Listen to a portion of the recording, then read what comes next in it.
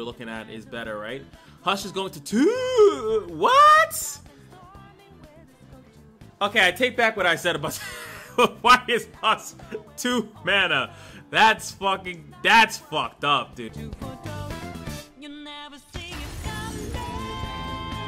Oh, looks like we have a little bit of details, so maybe I have to play something, Siren Song, before it gets nerfed, because I'm hearing that it got nerfed, or it's gonna get nerfed. So this is for tomorrow, right? And it looks like the buffs are going to Risky Venture, Frozen in Fear, Rhinefang Mother, Rhinefang Pack, Jack level 1, Jack level 2, Angel, because that card barely did anything, Bakai, Witherclaw, no one used that, Faithful Wolf Dog, Hush getting buffed, that's kind of nuts, Aurora Borealis, I'm assuming just a... It costs too fucking much. Warden of the Tribes, Crested Lionhawk, which you didn't really see used that often either, and Glacial Sorin. Nerf to Coin, Pigeon, Kaiser level 1 and 2. Is Kaiser putting in the work? I don't know. Powder Pandemonium, Legionary Charge, Plaza Guardian, and Siren Song. Kind of weird. So Crimson Pigeon is going to deal. Like, comment, subscribe. It would mean the world to me. We're starting to hit 1,900 subscribers on this channel. That'd be great. And we're looking at these new nerfs. So Grant to just give, which is that's kind of crazy, I guess. I could feel like they want this to be a little like safer in Nico decks or something like that, because it's an okay card, but it also, I know it's aggro because it's still Noxus and it still runs in those decks, but that's kind of interesting. Finally, I thought this was already in the game. I feel like it was in one of the betas and they took it away. So that just changes how you work. So like you can open attack. It nerfs Karma Set like immensely. So I actually support that. I've been wanting them to do that for a while, or change how it works there. So yeah, making it focus speeds mean you can use it proactive. Yeah, proactive and for like a combo, you can't just use it like, oh, I'm getting attacked, let me do that. Stun, see what I can draw, and like, yeah, no, that's not happening. Now, Kaiser has been silently potent in standard for a while now, despite flying under the radar. Says who? I just looked at the rankings and I didn't see Kaiser anywhere, dude. Nowhere. We're giving her some more counterplay via blocking by removing her quick attack. She still be potent as she evolves, but she will have to work a bit harder for it. That destroys her, if I'm being honest. So it's a 5-cost 4/4, which is garbage, right? If it's not evolved. And then even when she evolves, she just stays 4/4. She doesn't get a stat boost. She gets a stat boost because she's evolved, which is fucking stupid. Like that's like, oh, you're this unit, so we don't have to do anything else because of that. I don't know. I feel like that's a little silly in my personal opinion. Basically, now she really can't attack, or she can only attack potentially once, and then she's gonna die. Now, can she get quick attack? Yeah, but I think if this is what you want to do, I think you make her thing burst speed again. Her skin chain, second skin thing, burst speed or something like that, because they just made so much stuff to stop her, and again, I don't think she was that strong. I don't even think that, what was it, Kaiser Poros is even that strong. I wanted to try it, but it was like, Kaiser just felt clunky. She just felt extremely clunky. Even if you were to use it on one of the Poros, it's just like, it just didn't feel right.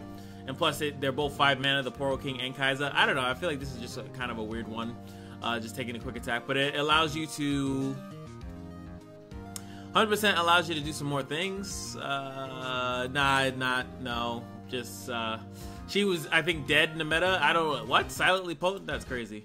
I think they just wanted to nerf her, maybe because of upcoming changes. Yu-Gi-Oh! Does that a lot. They nerf something in advance because they know that it's going to be a problem later. This one, 5 cost go to 7 cost, Powder Pandemonium. I actually am working on a video. It's my last Siren Song. Well, not the last Siren Song, but it's one of the Siren Song things, and I use it in the Shurima Sand Soldier thing, and I'm like, hey, maybe we could look at it. So 7 costs for this. I mean, it's a strong effect, so I do like that they're making it a little bit harder to play, cost more.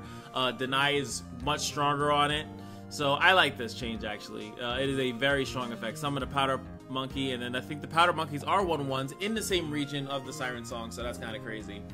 Legionary Charge, they're going this up. Again, one of those times where I don't know if they were using this all too correctly. I loved it as a person that loves LeBlanc. Decks are historically up to no good, and we want to ensure their versatile tutor has to pay a price to reap the rewards. This is the only balance change for a card in the Eternal format. All the other are available for play in the Standard. Yeah, again, I think this was put into Eternal. So, Plaza Guardian going to a 5/5 instead of a 6/6. Still keeps the quick attack, which I think is, you know, hey, that was the whole thing. Is a standard legal, but this adjustment should help the Eternal format out a bit as well. And now they have to always go back and forth. Siren Song going to 6 cost. So, essentially, what happens here is that when I've been using Siren Song, you could technically still play it on turn 3, even though it's 6 cost. And then also, like, now you can have it that Jace, you know, now I'm thinking of the Jace decks, right? Now you can have Jace duplicate it, and PNZ has a couple 1-drops. But it is interesting to know, like, now it's 6 cost, so you can have it in those types of decks if you want to. But more specifically, you can still play it on turn 3, right? You just have to bank more mana. That's why I think it's really good that even within PNZ, you actually still have the Shell Shocker, which is a tune, and if you keep attuning, you'll still be able to play it. But again, if it gets denied, you lose a lot of tempo. Like, it's insane how much mana cost you lost just to play that, just for it to get denied. It actually, to me, makes it seem like it should be a little bit safer for Karma players to play it. But then again, Ionia got that little bit of nerf, but I do think that Ionia is the only way to stop this, right? Especially now, if you play that card, if you can hit Siren Song and deny it for 1 mana, that's going to be insane. 6 cost to deny it by 1 mana. Technically, what is it, 5 mana, if you think about it, because you have to play the other card, but still. As spell mana gets saved up and things like that. Now, they didn't change how it works, which is what I actually thought they might do. Maybe they were going to say, grant, summon a random husk, grant all husks +1/+1, which would have completely destroyed the card, right? It would have like destroyed it. I mean, for other decks, right? It would have been great for Husk, but then it also would have been able to keep its cost, right? If not even being cheaper, like maybe a 3 cost or something like that, if it only worked on Husk. Just like how that other one for the Sand Soldiers only works on Sand Soldiers. So, would have been interesting. Now, these are buffs. That's the last nerf. Buffs. 3 cost, deal 2, and create 2 coins. This one's deal 3. So, you made it cost more? That's kind of fucking stupid.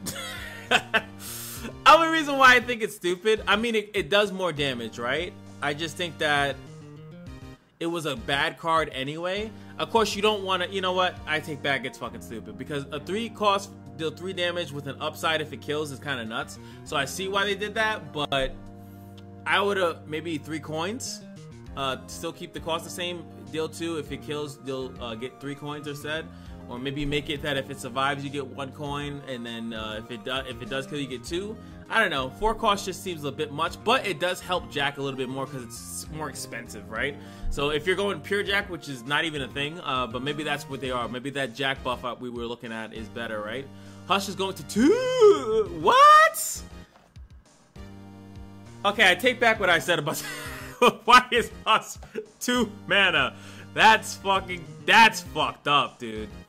With the introduction of equipments, Hush has felt more like the faintest whisper. Yeah, because equipments, everything's on equipment. But that means from Targon, that is a 3 mana. Like, it actually is back to what it is. So Targon's, the Tellstones, is 3 cost now.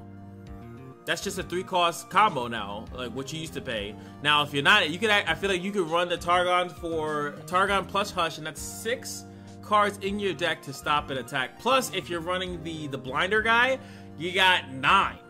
And if your deck is really good and this needs to just not die to elusive or keyword spam, I might go Targon, man. And again, they didn't nerf, and that's what another thing. I was wondering if they were going to nerf how this works, and it doesn't. So you can still run a very 1-cost heavy deck. I don't think that this is enough to kill the card at all. I think that what happens here is that it at least makes it that you have to be a little bit more cautious if you're playing into a deck that has deny. You can still, if it's in hand, right? You have it in hand, you still are going to be like, okay, let me make sure he can't deny it. And then you just play out your other stuff because all the other 1 costs on the field are already going to get benefits out of it. So, yeah.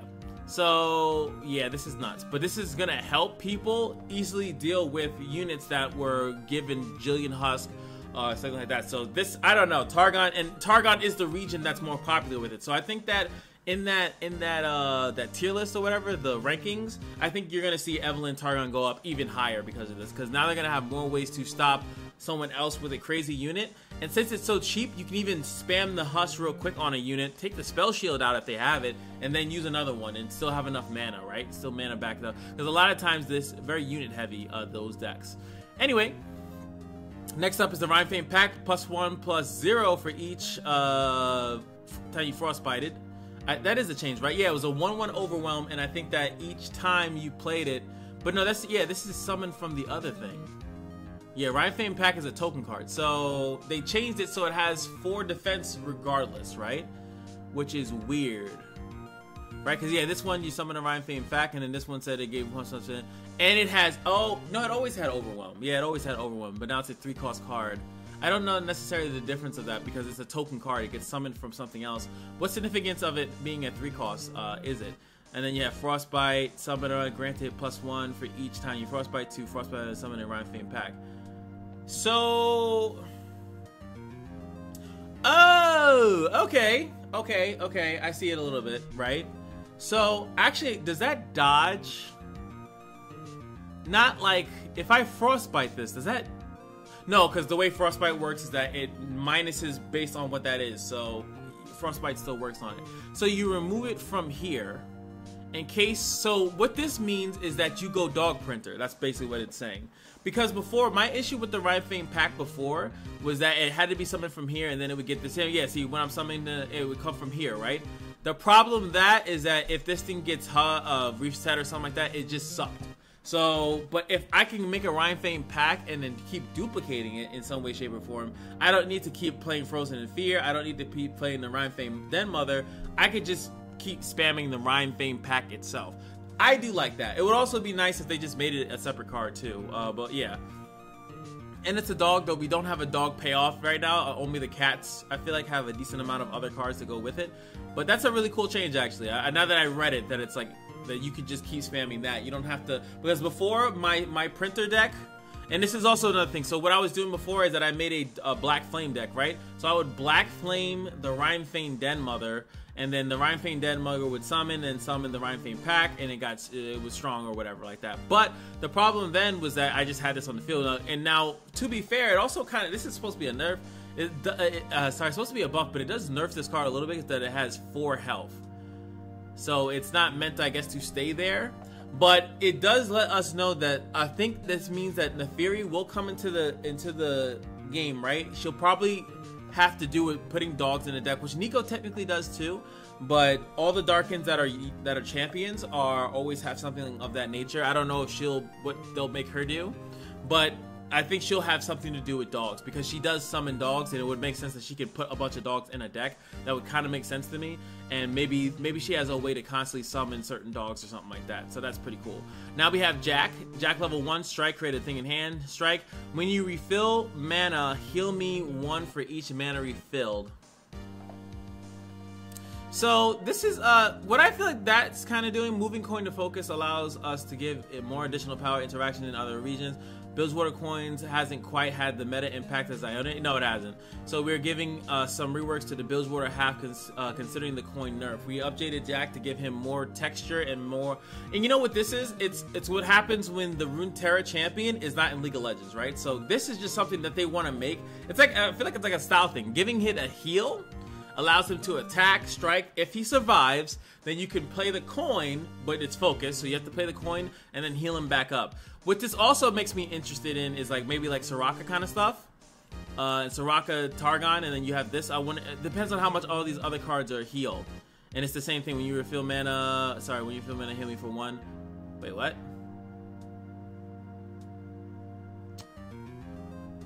Okay, still there. +1. I'm about to say, didn't he gain attack?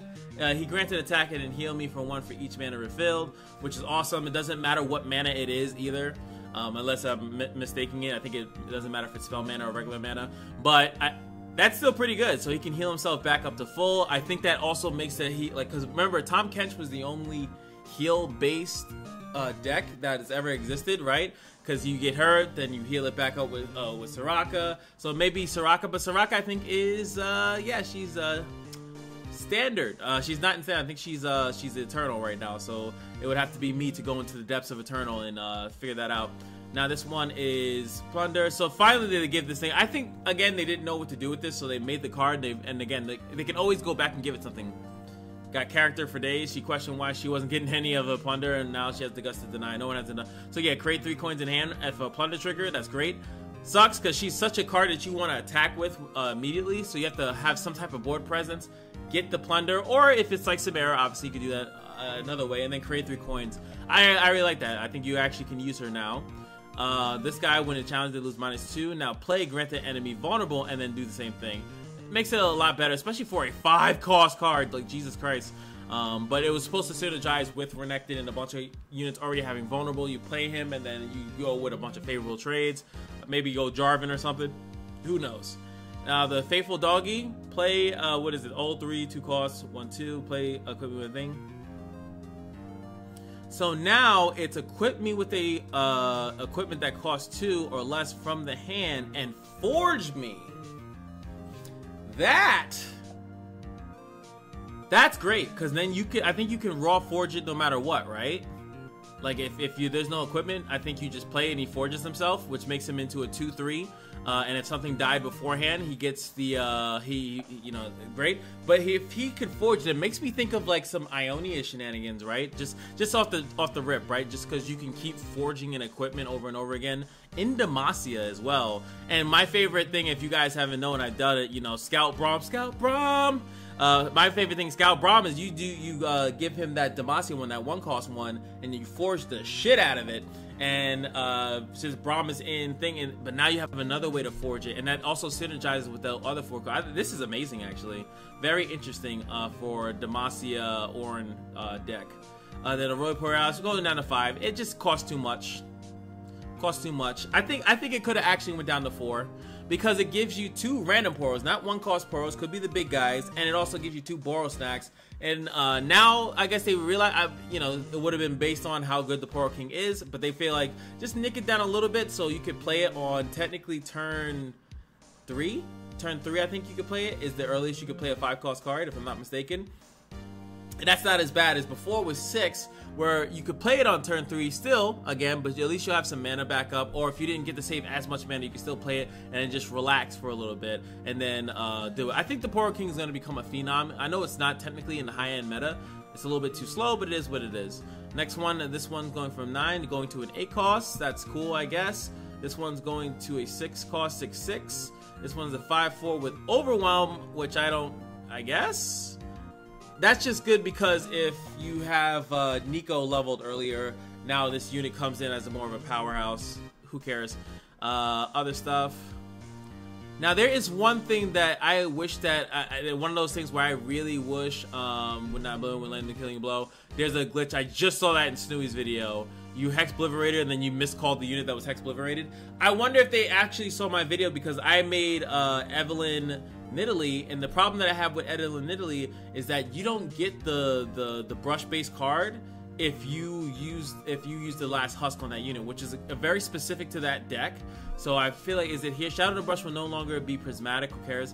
Fix an issue where Nico was replaced by her disguise. If Shade Splitter was used, who cares? Ninja Avatos will target the next even when there's enemy. Who cares? Fix an issue where Nico's level. Who cares? Now has a spider subtype. Ha ha ha. Fix an issue where a damaged Shadow in the Brush healed fully when transformed into a build. Okay, that's kind of crazy. Splitter and Nico's Split Splitter now correctly summon instead of create. Okay, who cares? Fixing it. Blah, blah, blah, blah, blah, blah. So I feel like that's still in there. That might still be in there. But yeah, like you guys saw, it's in one of my videos. Is that pretty much that if you have a full board, and even if one of the things that are husk, you replace the husk with a shadow in the brush, that the shadow, the ambush card that you get in the hand just disappears. Again, I might have to send them, like maybe I have to actually get on Twitter and then send that specifically to them so they can see it, because it's actually, it's a really cool Nidalee deck, and it just gets fucked by that, for no reason, because you have the space. It's just that there's really no reason, because the brush actually pops up on the board. I don't know. It's a weird spacing issues that they have to fix. Anywho, after anything, I think it's pretty cool. I think the Kaiser one was just kind of weird. I think it was just like one of the weird ones as far as like strong and strength of champions that are doing well or anything like that. I think that she didn't, like, I feel like instead of messing with Kaiser, I think they could have just buffed another character. I hope you guys understand what I'm saying. Like, nerfing her to me seems so pointless it just didn't seem like it made sense as far as like how a cool thing that they did with Jack, opening him up a little bit. I don't think this is good to really make him playable, but I think that they could have worked on another champion that's struggling in the meta or something like that instead.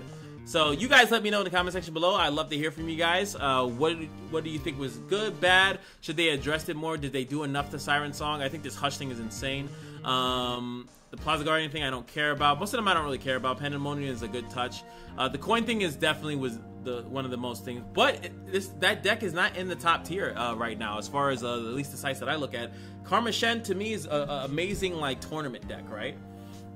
But in the ladder, everyone's just running aggro. So remember, League of Legends always bans nerfs and buffs based on their competitive scene. They don't give a fuck what people are doing in regular ranked. I mean, they probably do, but not as much as the competitive scene. And they because they know that people are going to emulate what they see in competitive. They don't care.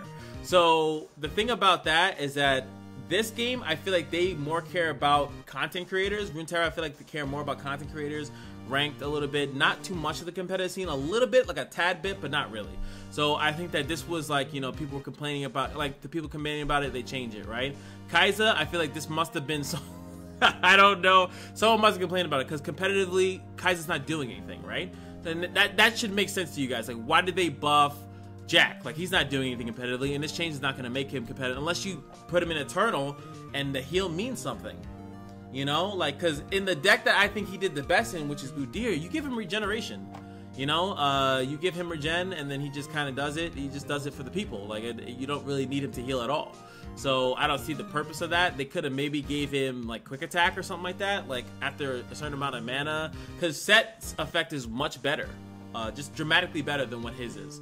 And I think that his thing, like his level up 12 mana in a turn, same thing. Actually, similar to how he gets his dunk, that Set gets his dunk, but like his thing doesn't replicate that strength, the Obliterate. Even though you see his picture here and he looks insane, you would think that he's doing some crazy stuff if you were to start spending and refilling mana again. He heals himself. Who cares? He's overwhelm unit. End the game. I don't care if you need to heal. I don't know. It seems a little dumb to me. Anywho, that's going to be it for me, and I'll see you guys in the next one. Peace.